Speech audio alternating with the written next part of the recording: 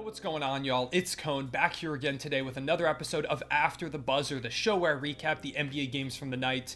We had two more in-season tournament quarterfinal games on this slate, Lakers, Suns, and Bucks versus Knicks. As has been the case, it feels like all in-season tournament, the stars were really out to play in these games. Big performances from pretty much every big name that you could imagine. And in particular, in Lakers versus Suns, two all-time greats went head-to-head. Again, for the third time this season, both were the best players on the court.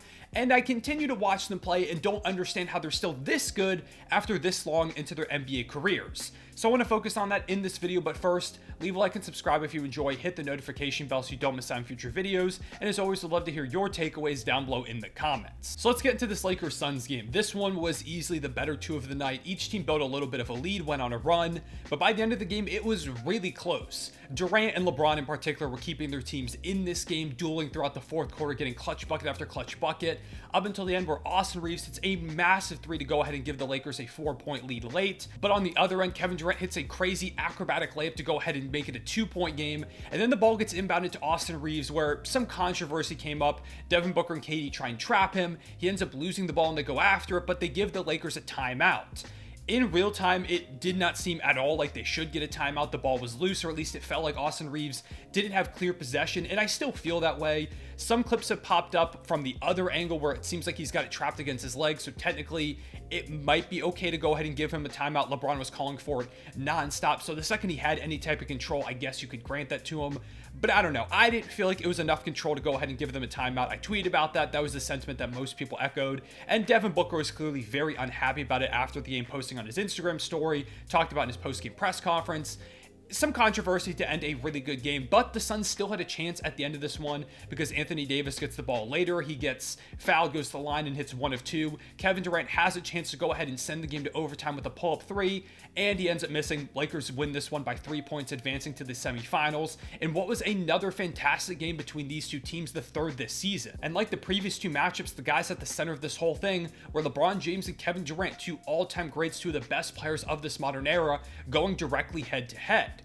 It's special because up until this season, we hadn't seen these guys face off since the 2018-19 season due to some injuries, due to them being in different conferences when Kevin Durant went over to the Brooklyn Nets. They hadn't played. The last game prior to October 26th of this year that they matched up in was Christmas Day of 2018 with LeBron playing on his first season in the Lakers and Kevin Durant still being on the Golden State Warriors. It had been that long since they had faced off, and now 3 games in one season where they've battled, and every single time it's been amazing to watch. We're really lucky that we get to see these two all-time greats play at this high of a level, despite, again, how far they are into their careers after not seeing them face off for so long. LeBron James was the best player on the court tonight, I'd say. 31 points, 8 rebounds, 11 assists, 5 steals with just 2 turnovers on 12 of 25 shooting. And in particular, he took over in that fourth quarter. LeBron James has been one of the best fourth quarter players this entire season. He's averaging 8.4 points per game in the fourth quarter. That's third in the league. And he's got 152 points total in the fourth quarter this season, only second behind Giannis Antetokounmpo. So if the Lakers get to that point and it's anywhere near a close game, LeBron's going to step up, especially in the clutch, where he's putting up 5.1 points per game this season on 65.5% shooting, and he's 4th in clutch points total this season with 51. And again, fourth quarter comes around, LeBron James goes off. In the fourth, he had 15 of the Lakers' 23 points, 3 boards, 2 assists, and a steal on 5 of 9 shooting. And they needed this because the two other best players in the night for the Lakers, and Anthony Davis and Austin Reeves, were really struggling in the fourth quarter. Each of them shot 1 of 6. Now, Austin Reeves did hit that big dagger 3 to go ahead and give them the eventual win. But outside of that point, LeBron had to do pretty much everything, attacking downhill, setting up his teammates when they rarely did hit shots, getting some big boards. LeBron was doing everything for his team in this game. I think he had a personal 7-0 or 8-0 run as well in this quarter.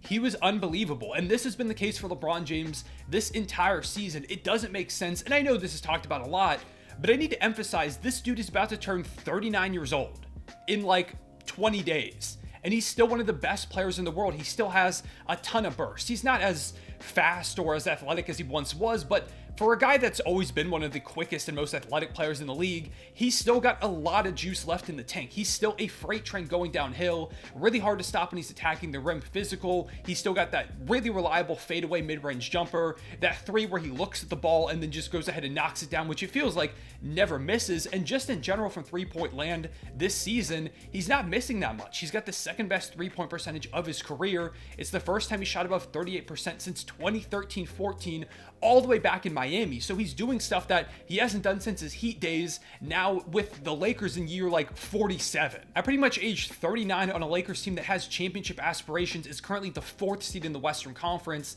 LeBron James is leading the team in points, assists, and steals while playing the 2nd most minutes per game as one of their most efficient scorers. It doesn't make sense. He is an anomaly. We've never seen anything like this. For a guy with this much mileage to be this good, it's unprecedented. Like, LeBron James just became the player to play the most minutes in an entire career, both regular season and the playoffs. He's played 1,441 career games, which is 8th or 9th all-time, I believe, in career games played. He's going to be 6th or 7th by the time this season wraps up, and by the end of his career, he's probably going to be top 2 or 3, if not making it to the top, if he really wanted to, because it feels like LeBron could still play into his, like, mid-40s, late 40s even, with the way that he's playing. Like, I wouldn't be surprised if he's 46 years old and still a pretty solid role player on some team out there. And this level of play has been necessary for the Lakers to stay afloat, because injuries or not, when LeBron isn't on the court, this team really struggles. There was a period in this game where LeBron went out and the Suns went on a big run, and LeBron comes back in and everything just immediately settles down. He has an on-off of plus 19.7 this season, which is ridiculous. The Lakers are drastically better every moment that LeBron is out there on the court. As much as the Lakers have tried to build a team that can survive in the LeBron-less minutes, they still really can't do that for very long. In the first game of the season against Denver, LeBron didn't play that much, and Darvin Ham said after the game that there was a chance they would have some type of minutes limit on him throughout the year to try and prevent him from playing too much, and that'd be great, but that hasn't been the case. He's playing 34 minutes per game, and they've needed that. They needed him to play 40 minutes in this one to win by 3, because this team can't really survive without him. He has been the best player on this team this entire season. He's still one of the best players in the world. I don't know how he continues to do it. But it isn't just LeBron James. As much as we talk about how great he is at this age and how impressive it is, we also need to talk about what Kevin Durant is doing, with him being 35 years old, coming off an Achilles injury, like in the midst of his career, and he's somehow gotten better since that moment. He's currently having maybe the best scoring season of his entire career, as a guy that is widely regarded as one of the best scorers, if not the best scorer of all time. It also doesn't make sense. He shouldn't be this good at this point in his career, but he is. 31 points, 7 rebounds, and 4 assists on 12 of 17 shooting, including 4 of 7 from 3 in this one. He had a 22-point second half, just 9 points in the first half. Wasn't very aggressive, but with Devin Booker struggling, they needed somebody to step up. Kevin Durant was that guy, dominating, could not miss over the final 24 minutes. And really, outside of that final shot, it felt like he didn't miss whatsoever. He was unbelievable. And again, him and LeBron James were the 2 best players in this game, especially down that final stretch. It was a great duel to watch. And on the season, as I mentioned earlier, he's having one of his best years of his entire career. 31 points per game, 6.5 rebounds, 5.7 assists, 1.2 steals, shooting 52.1% from the field, 50% from 3, and 89.2% from the line. He's close to 50-50-90 at this age, a few years removed from an Achilles injury, carrying this type of offensive load. Devin Booker has dealt with some injuries. Bradley Beal hasn't played. They've needed everything out of Kevin Durant to keep them afloat, and he's done that and then some. His current 31 point per game mark is the 2nd highest average of his entire career. It's currently 3rd in the NBA as a whole, and he's got a 64.4 true shooting percentage, which is the 5th highest mark of his entire career. He's having one of the most efficient volume scoring seasons he's ever had as one of the greatest scorers of all time. He's got the highest true shooting percentage right now in the league out of anybody scoring 30 plus points, and the 3rd highest out of anyone putting up 25 plus. As a guy that's already maybe the greatest scorer of all time, he's getting better and better at 35 years old. We talk a lot about how LeBron is an alien for doing the stuff that he's doing right now, which is absolutely true. But Kevin Durant should also be mentioned in that same breath, with the stuff that he's doing this deep into his career, continuously leveling up and finding ways to impact the game every single night. He's still able to shoot right over defenders from anywhere on the court, whether it's a mid-range pull-up, it's a baseline turnaround jumper, it's from 3, that pull-up 3 that's so deadly. Durant is still one of the league's best scorers at age 35, coming off a lot of injuries over the past few years of his career. Injuries that to most players kind of derail them and start their decline, but not KD. He is superhuman. And the best part about them both still being top 10 players is how much we've gotten to see them face off throughout this season. Obviously, being on the Lakers and the Suns, they were always going to play a good bit, but also seeing them in this in-season tournament, single-game elimination type of format was really, really fun. And every time they've played so far, all 3 games have been great. They've been close, and both guys have went out there and balled out. LeBron in the first game had 21, 8, 9, 2, and 2. Second game of the season had some huge clutch buckets. Kevin Durant led the way for Phoenix with 39 points, 11 boards, and 2 assists.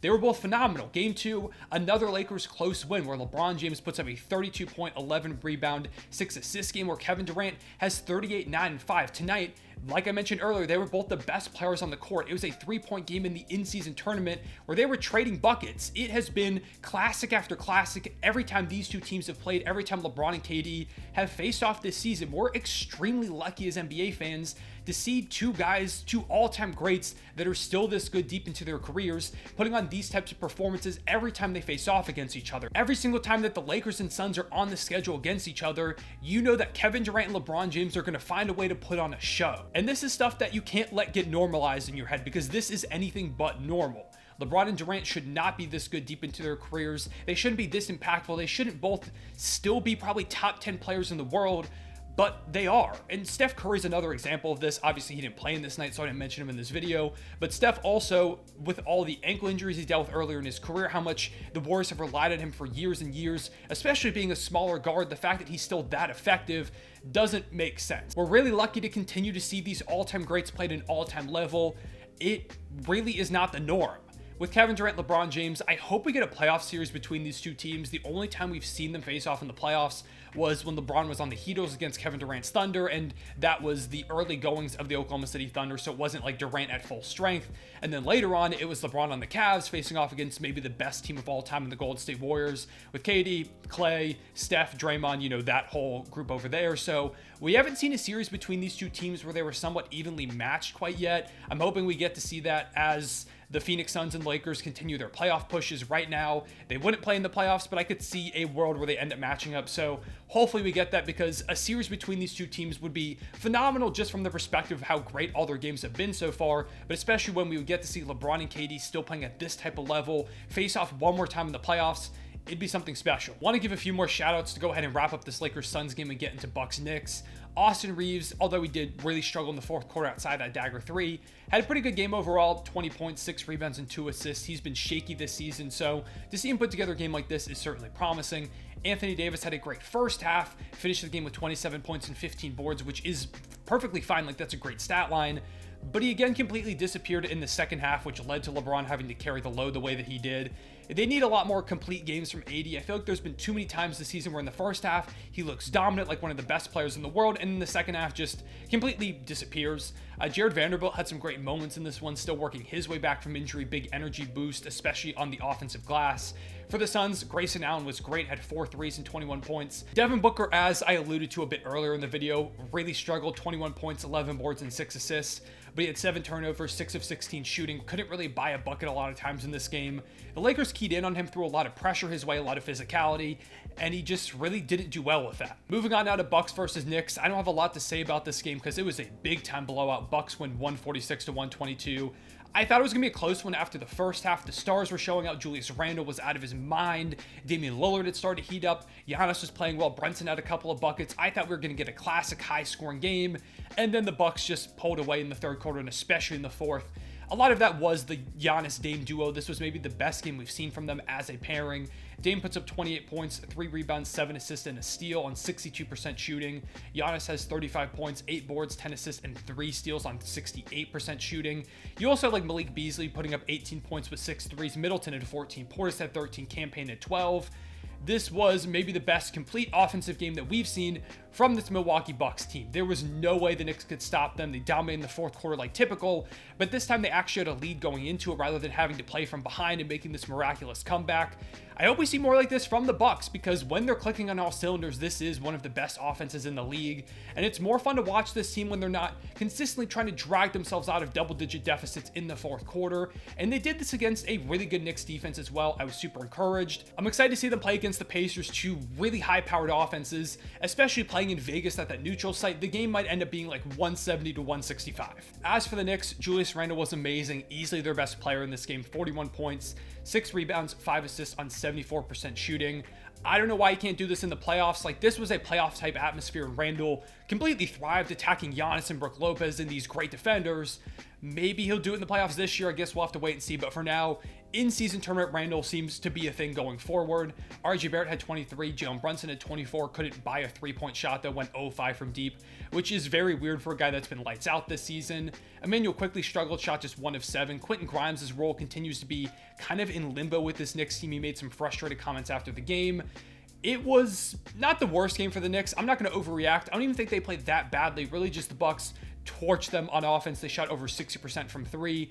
Some of that was the Knicks defense just failing to contest threes. I feel like a lot of them were pretty open, but there were a lot of times where it was contested. The Bucks were just knocking down shots. There are going to be this games when you play a great team like the Bucks. I'm not going to overreact too much to this Knicks loss. Ultimately, I think they'll be fine. They just ran into a really, really good team that's kind of finding their footing, playing a great game. But with all that being said, those are my takeaways from the in-season tournament quarterfinals. Let me know what your takeaways were down below in the comments. Who do you have winning the semifinals matchups of Lakers Pelicans, which is a fun one? You know, you got AD playing the Pels, you've got Brandon Ingram playing the Lakers, a bit of a revenge game there. And then over in the Eastern Conference, you've got Pacers Bucks, the very likely extremely high scoring affair. Who do you have winning those? Who do you have winning the in-season tournament championship? Who do you have winning the tournament MVP? And just what do you think about the tournament in general so far? Have you enjoyed it? Are you still not a fan? I'd love to hear your thoughts down below in the comments. And yeah, I appreciate y'all watching. As always, leave a like and subscribe if you enjoyed. Hit the notification bell so you don't miss out on future videos. I'll see y'all later. Real one, say it back.